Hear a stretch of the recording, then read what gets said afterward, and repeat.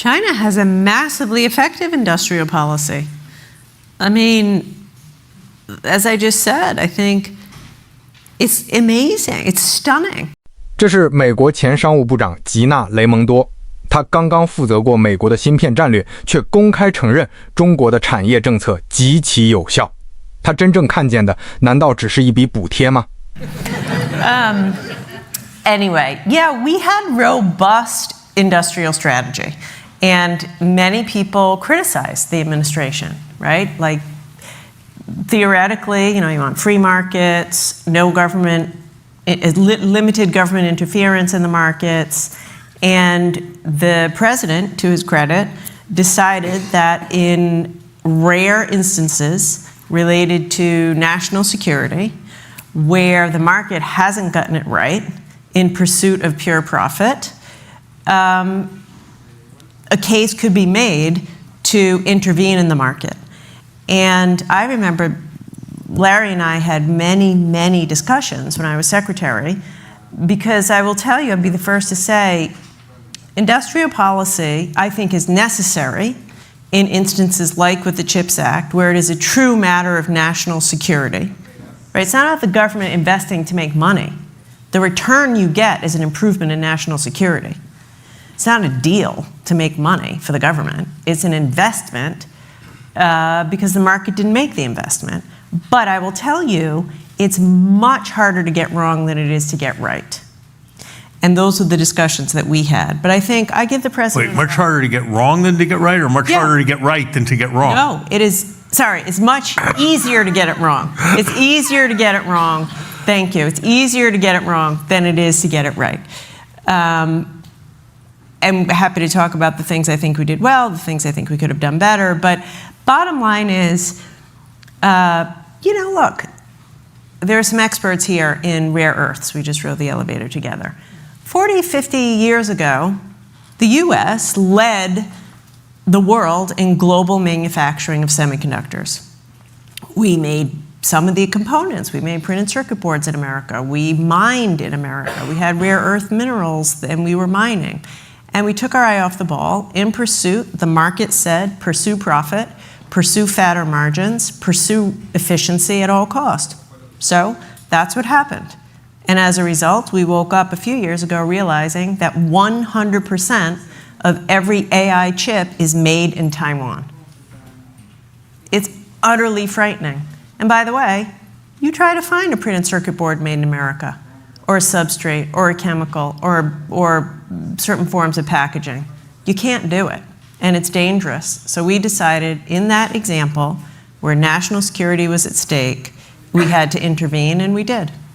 How about, there's lots of solar power and lots of people are putting solar collectors of one kind or other on the roof of their houses, and it's a good way of making electricity.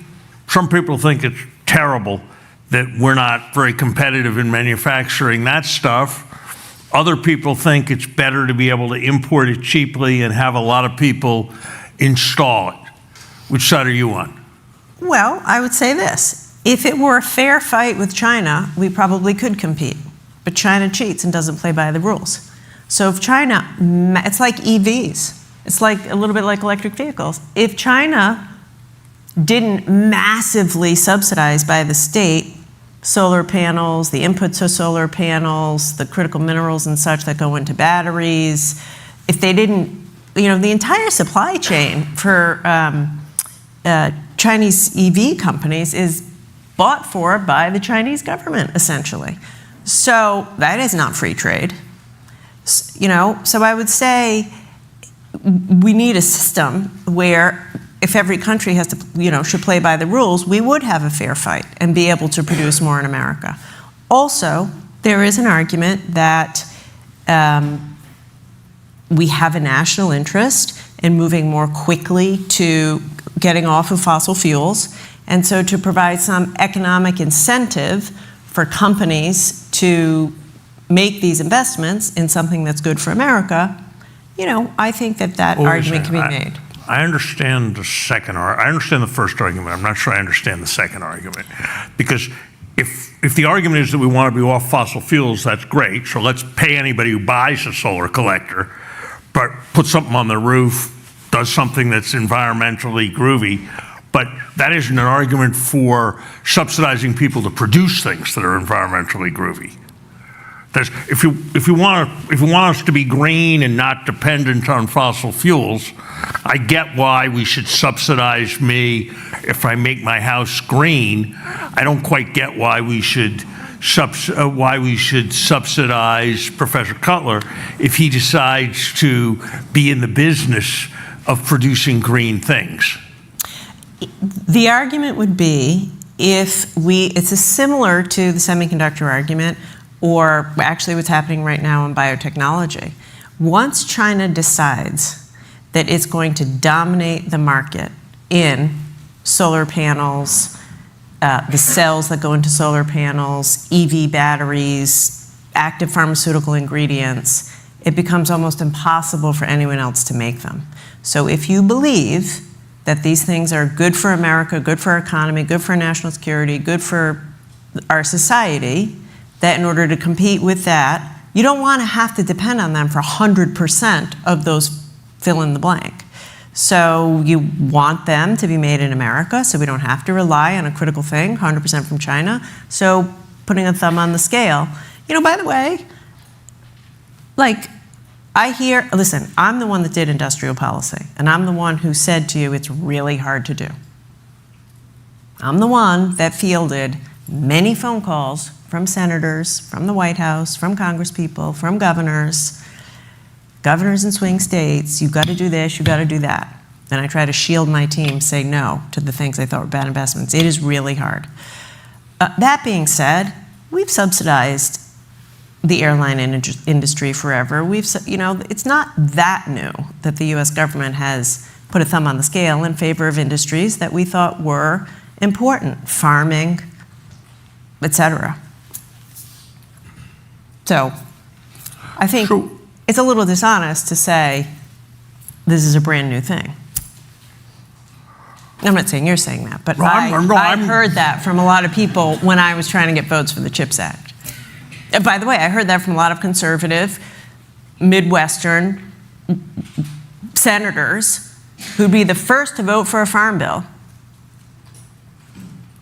and against chips, even though every chip, a quantum computer that the United States government is making, satellite equipment, drones, all the military equipment, CIA equipment, all made in Taiwan. So, you probably agree with this, I think.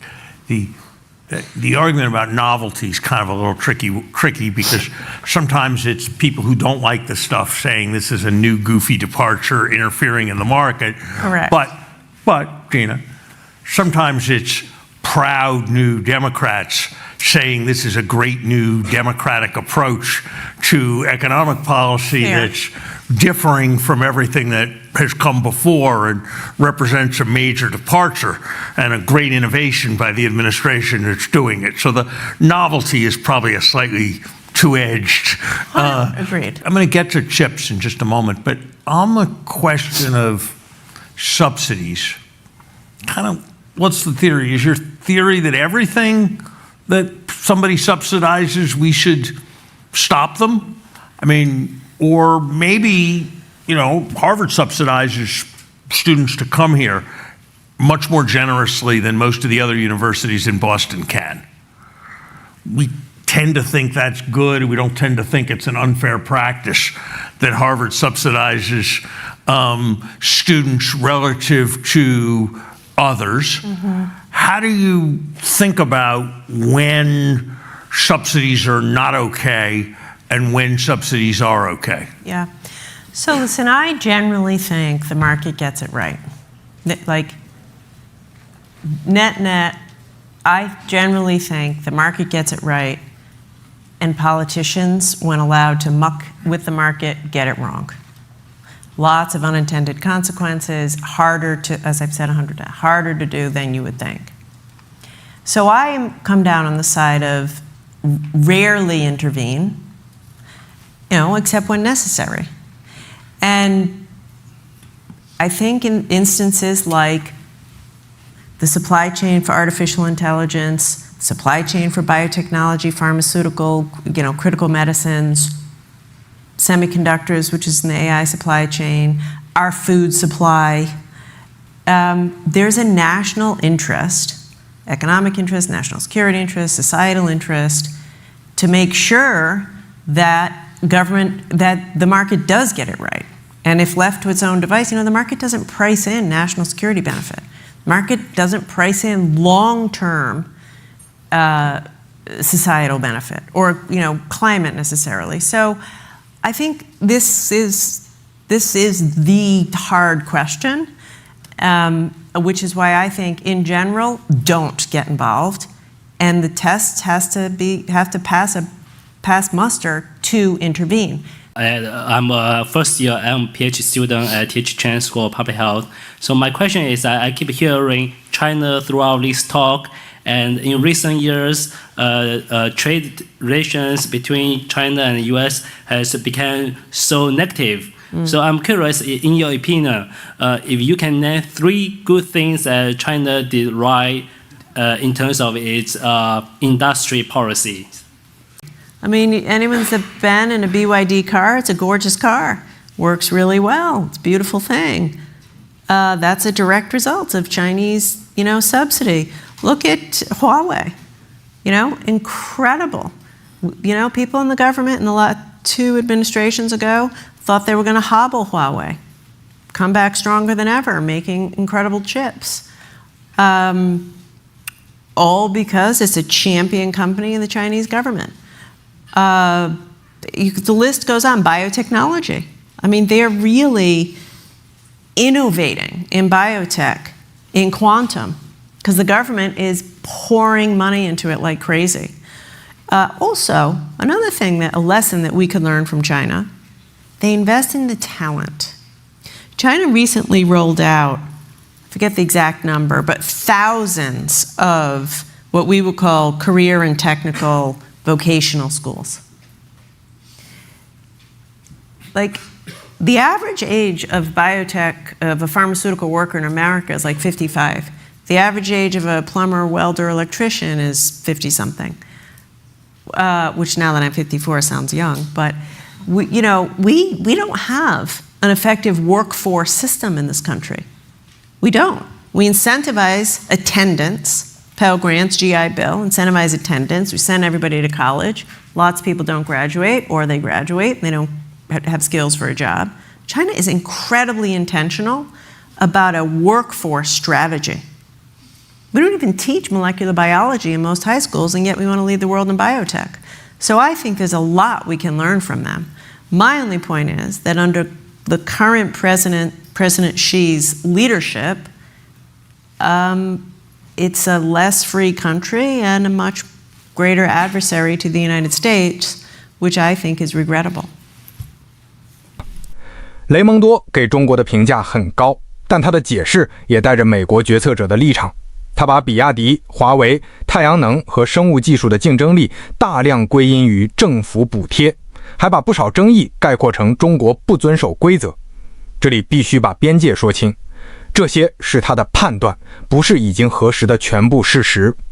中国的产业政策也不是每个项目都成功，资源错配和重复建设的压力同样存在。更值得听的是他自己列出的那条链：供应链、龙头企业、研发、职业教育和技能人才。另一边，他又反复强调，政策必须先确定目标，再配置专业团队、资金和问责机制。换句话说，真正让美国焦虑的重点并非某一家企业拿了多少钱，关键是这些支持能不能穿过实验室、工厂、供应商和市场，最后变成持续交付的产品。